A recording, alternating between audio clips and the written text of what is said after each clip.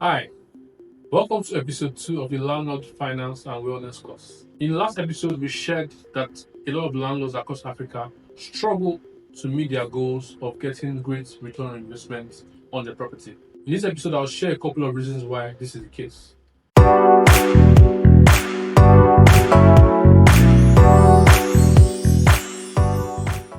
let's start with the first one: inadequate research on where to invest. Now, don't get me wrong, there are many places to invest, in property across Africa.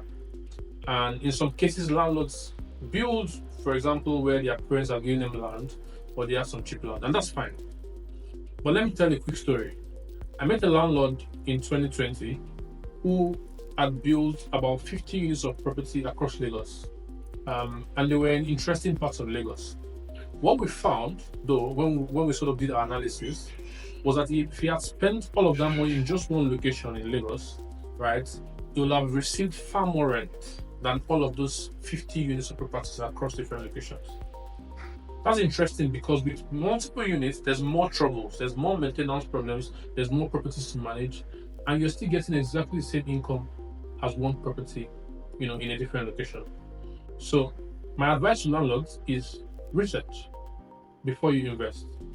Where is there great demand? Where can I get better return on investment?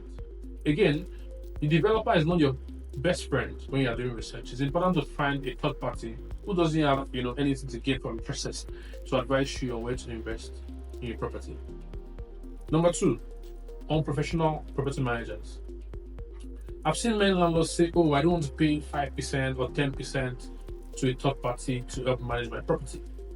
I mean, for them, they're thinking about that extra X amount that they can put in their pockets. Permit me to say that might be penny wise, pound foolish. Getting professionals to manage your property is almost like working with a bank. If you had 50 million naira today, you won't be saving it with, these people we call alajos who work on the street to collect money every day from people. You will save it in a bank because they are professionals. This is the same thing with your property.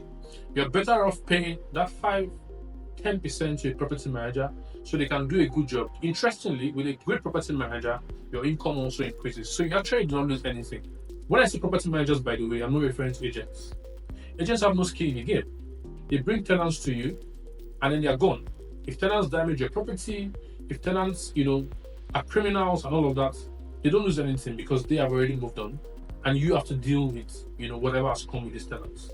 Again, my advice at this point is work with great property managers who are futuristic, and are forward thinking. And GoodTenants has a whole list of property managers that can help you manage your property. Number three, I find that landlords are very eager to rent out their properties when they just finished up building their apartments. This is great because you always want to get return on investment after you've invested a lot of money. The challenge though is that when you rush to make these decisions, you can bring in the wrong kind of tenants. You're better off actually spending 1 to 2 months figuring out the best tenant than getting a tenant so fast and then spending 2 years trying to evict the tenant. This mistake is made so frequently in Africa, and every time I see it, it's the same story over and over again. That's why this course is here though, so that you don't make the same mistakes that you made in the past, or if you're a new landlord, you don't make the same mistake that past landlords have made. Spend enough time to verify your tenants, and you can have peace of mind over a long period of time. By the way, there are tools to verify tenants, right? And verifying tenants is not just by calling.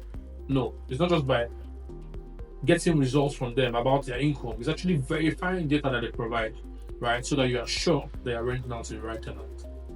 In episode 3, I'll share a bit more about tenant verification and how to ensure that you or the property managers are doing it the right way. It's important to know that there are 2 types of income when you invest in rental assets. The first one is rent, which is what you get every month or every year, depending on how you rent your apartment. The second one is capital gains.